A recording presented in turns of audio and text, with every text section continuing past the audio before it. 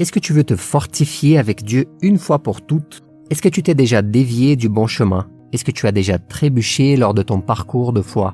Est-ce que tu commets des erreurs et tu ne sais pas comment vivre dans la sainteté avec Dieu? Alors, regarde cette vidéo, car je vais te donner 3 conseils sur comment être rempli du Saint-Esprit et avoir une vie plus constante et victorieuse avec Dieu au nom de Jésus. Mais avant de commencer, clique dès maintenant sur le bouton like et n'oubliez pas de t'abonner sur notre chaîne. Merci à chacun de nos membres qui ont décidé de nous soutenir en cliquant sur le bouton rejoindre. Que Dieu vous bénisse, vous, votre famille, et multiplie cette petite semence que vous faites dans notre travail. N'oubliez pas de laisser votre commentaire à la fin et de nous dire si ces 3 conseils ont fait la différence dans votre vie.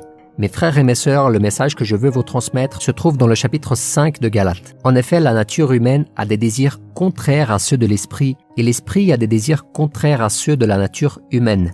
Ils sont opposés entre eux, de sorte que vous ne pouvez pas faire ce que vous voudriez. Comprenez une chose, cette guerre qui se déroule en nous durera toute notre vie. Je me souviens, lorsque j'ai donné ma vie à Jésus, j'avais un conflit très grand à l'intérieur de moi et je ne savais pas ce que c'était. J'ai vécu ce conflit car, à une certaine occasion, j'avais un frère de l'église qui me parlait. Et à ce moment, je vivais un conflit car en même temps qu'il me parlait de Jésus, j'avais des amis qui m'invitaient à d'innombrables fêtes. Et je ne comprenais pas car il semblait y avoir une force qui me poussait vers Dieu, mais une autre force qui me tirait vers le monde. Et notre vie sera exactement comme ça. Nous venons de lire que notre chair désire ce qui est contraire à l'esprit, car lorsque tu te convertis et que tu donnes ta vie à Jésus, ton esprit est renouvelé et il renaît aussi. Et ensuite, le désir des choses de Dieu commence à apparaître. Cependant, ta chair, elle ne disparaît pas. Et c'est pourquoi cette guerre existe et elle existera toujours. Alors tu voudras souvent faire le bien, mais tu n'y parviendras pas. Tu voudras faire ce qui plaît à Dieu, mais tu te sentiras souvent attiré par le monde pour accomplir les choses terrestres.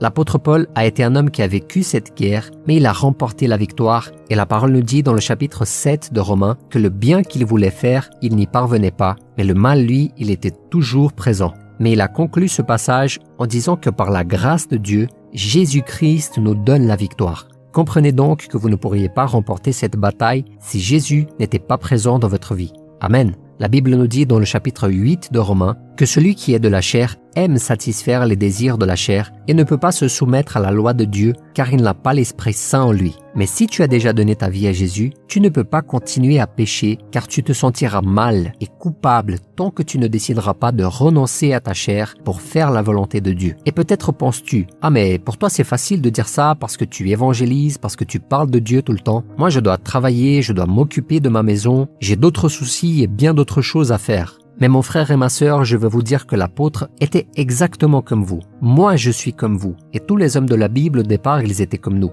Même Jésus a vécu toutes les difficultés que l'être humain peut rencontrer. Et souvent, nous pensons, « Ah, mais vous savez, Jésus, c'était Jésus. Jésus était Dieu. C'est impossible d'atteindre le niveau de Jésus. » Mais je veux que tu saches que dans le chapitre 2 de Philippiens, il est écrit que Jésus s'est vidé complètement de sa divinité pour devenir semblable à un homme. Jésus est devenu chair comme nous, mais il a remporté toutes ces choses parce qu'il était rempli du Saint-Esprit. Alors je veux te donner 3 conseils pour que tu sois toi aussi rempli du Saint-Esprit, car tout comme Jésus, tout comme Paul, tout comme moi, et tout comme tous nos frères, nous ne pouvons vaincre le monde et le péché que si nous sommes en présence de Dieu avec son Esprit à l'intérieur de nous. Amen.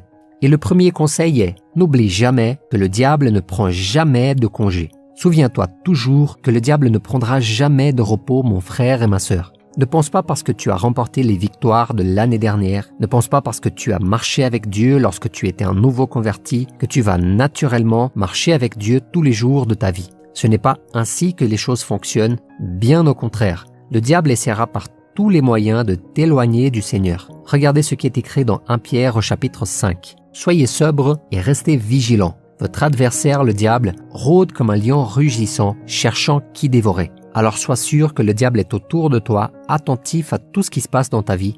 Et il est encore plus attentif maintenant, car pendant que tu hésitais et n'avais pas donné ta vie à Jésus, tu étais encore du côté de l'ennemi. Mais maintenant tu es du côté du vainqueur, du côté de Jésus. Tu es sur le chemin de Dieu, et le diable le sait. Et quand il te regarde, il sait que le sang de Jésus est sur toi. Mais nous venons de lire qu'il rôde comme un lion rugissant, cherchant qui dévorer. Et c'est pourquoi tu dois être vigilant et sobre. Dans le verset 18 du chapitre 5 d'Éphésiens, la Bible dit que nous ne devons pas nous enivrer de vin, mais être remplis du Saint-Esprit.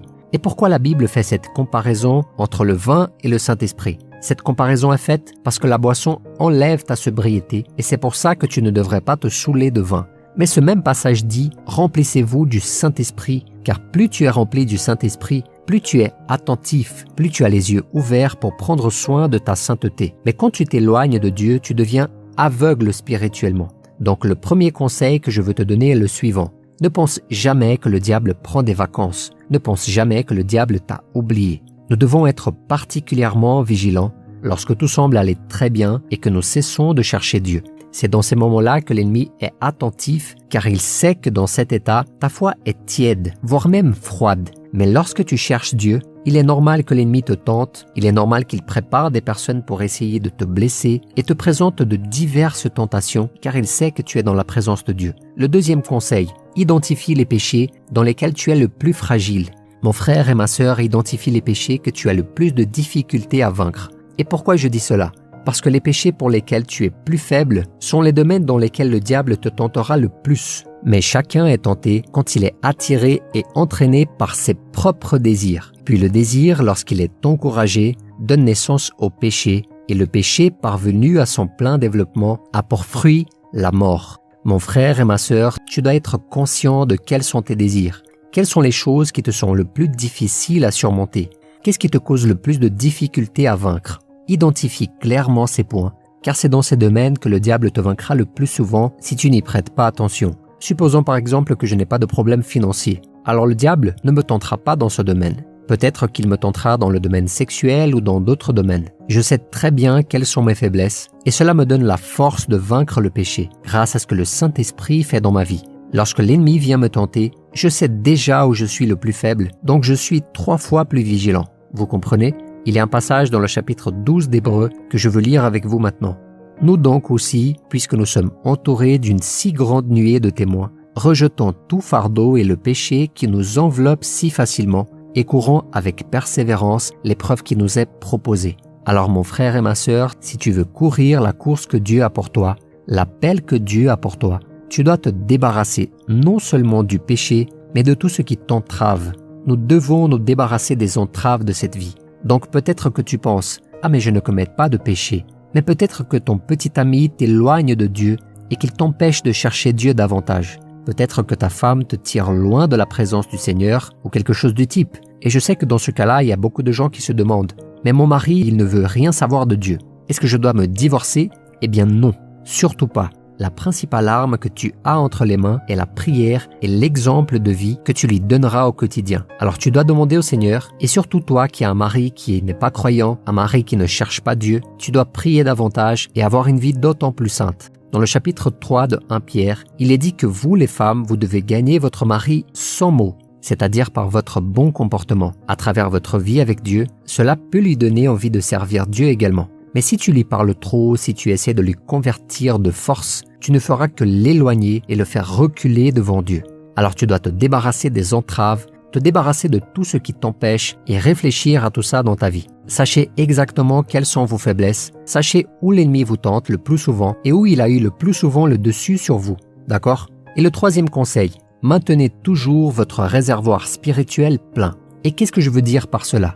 Tu sais, lorsque tu es dans ta voiture et que tu laisses toujours le réservoir presque vide, au lieu de faire le plein, tu ne fais que mettre un petit peu d'essence à chaque fois. Tu cours souvent le risque de rester en panne sur la route. Je me souviens, lorsque j'ai eu ma première voiture, je n'avais pas beaucoup d'argent, vous savez, alors je mettais 10 €, 5 € d'essence et mon réservoir était toujours presque vide. Jusqu'au jour où j'ai été sur une route déserte et ma voiture s'est soudainement arrêtée. Et là, j'étais vraiment en danger, j'ai immédiatement appelé mon père et il m'est venu au secours. Mais pourquoi cela s'est produit dans ma vie? Parce que j'ai laissé mon réservoir presque vide. Je me suis moi-même mis en danger. Et en quoi cet exemple peut servir à notre vie spirituelle? Mes frères et mes sœurs, vous comprenez que les gens courent le risque de leur vie car ils restent toujours au bord du gouffre. Ils pensent « je ne sauterai pas dans l'abîme, je vais juste marcher là à côté ». Mais il n'y a aucun risque que je tombe dans cet abîme. Mais ils sont toujours au bord, vous savez. Ils pensent toujours « non mais c'est impossible que ça m'arrive ». Vous savez, peut-être il y a ce couple de petits amis qui se dit « ah mais quel est le problème si nous restons allongés sur le matelas et que nous regardons un film ensemble sous la couette? Quel est le problème si nous sommes dans la voiture et que nous commençons à nous embrasser tout seuls dans la voiture? Il n'y a pas de problème, nous sommes juste devant chez elle et je suis venu pour la déposer. » Mes frères et mes sœurs, comprenez que vous courez un risque. Et lorsque vous vous mettez dans des situations risquées comme celle-ci, le diable peut vous tenter d'une manière à laquelle vous ne pourrez pas résister à la tentation. Il y a beaucoup de gens qui se disent « mais je suis tenté tous les jours ». Et peut-être c'est parce que cette personne joue avec le feu, car la personne qui décide de rompre avec le péché, elle comprend qu'elle doit s'éloigner de plus en plus de ces occasions. Et ainsi, elle ne sera plus tentée à tout moment. Elle est tentée lorsque l'ennemi trouve une grande faille, car il sait que cette personne est avec Dieu, et s'il tente à chaque fois, il perdra cette personne qui se rapprochera de plus en plus de Dieu. Alors la Bible dit que lorsque l'ennemi a été vaincu par Jésus, il s'est retiré en attendant une autre opportunité. Le diable savait qu'il ne pouvait pas tenter Jésus tout le temps, mais il attendait le bon moment, car il savait qu'à chaque fois que Jésus vaincrait, il serait d'autant plus renforcé dans sa foi avec Dieu. Et j'ai des expériences personnelles que lorsque je les ai vaincus, lorsque j'ai vaincu une tentation, à chaque fois que j'ai dit non au péché, Dieu a agi de plus en plus dans ma vie. Et ce sera de même pour vous, d'accord? Alors suivez ces conseils et vous serez plus que vainqueur avec Dieu. Et même si vous trébuchez un jour, même si vous péchez, car nous sommes toujours dans une bataille, ne doutez jamais que le sang de Jésus peut vous purifier de tout péché. Mon frère et ma sœur, ne regarde pas tes faiblesses. Peut-être que tu regardes ce que tu as fait et que tu es triste à cause de ça. Mais présente toujours à Dieu tout ce que tu as fait et il promet de te pardonner et de te purifier de tout péché. Amen. Alors si tu as aimé cette vidéo, je te demande de la partager avec tes amis, avec ta famille, avec tes groupes de l'église, sur WhatsApp, sur Facebook et sur tous vos réseaux sociaux. N'oubliez pas de vous abonner à la chaîne et regardez aussi ces autres vidéos que nous laissons en recommandation. Si ces vidéos vous aident et vous sont utiles, considérez devenir un membre officiel et de soutenir notre chaîne en cliquant sur le bouton « Rejoindre ». Je vous attends dans la prochaine vidéo.